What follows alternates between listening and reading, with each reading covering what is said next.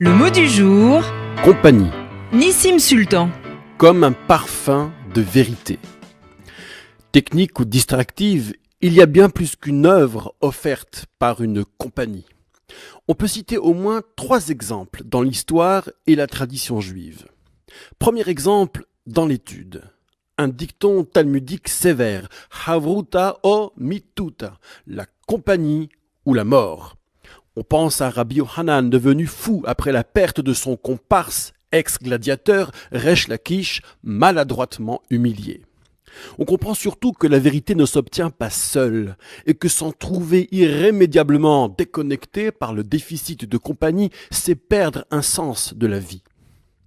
Deuxième exemple, le narratif de la construction du Zohar, livre de la splendeur. Rabbi Shimon Bar Yochai et ses compagnons du 1er siècle en sont les figures emblématiques.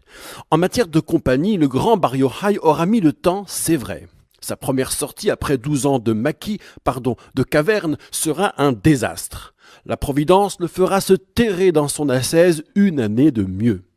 Finalement, raconte Rabbi Moshe Chaim Luzzatto, Bar Yochai aura réalisé, côté mystique, l'exploit de Rabbi Yehuda Hanassi avec la Mishnah pour la tradition orale. La mise en réseau des grandes voix qui comptent. D'où la puissance, la centralité et la permanence de ces corpus. L'histoire est sans doute plus complexe, mais non moins parlante. On retiendra tout de même que la convocation de toutes les facettes et elle seule donne une image de la vérité. Troisième exemple, en acte. La compagnie des derniers devoirs, Hevra Kadisha.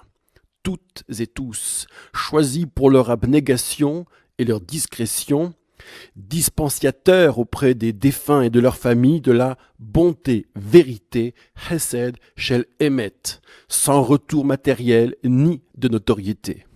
La détresse dont tous devraient avoir la charge est par eux assumée, relate déjà le Talmud.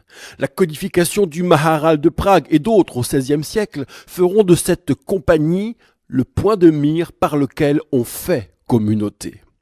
Au milieu de nos organisations chemine donc cette expérience fraternelle qui, penchée sur la vérité de notre existence, livre le fruit de cette conscience dans la pureté de son engagement. Alors, la compagnie ou la mort? Moins une opposition qu'une alternative. Voilà ce qui donne un peu de vérité dans nos vies. Il faut bien mourir un peu pour laisser une place à l'autre. Et pour prétendre à la vérité, tenter les copains d'abord.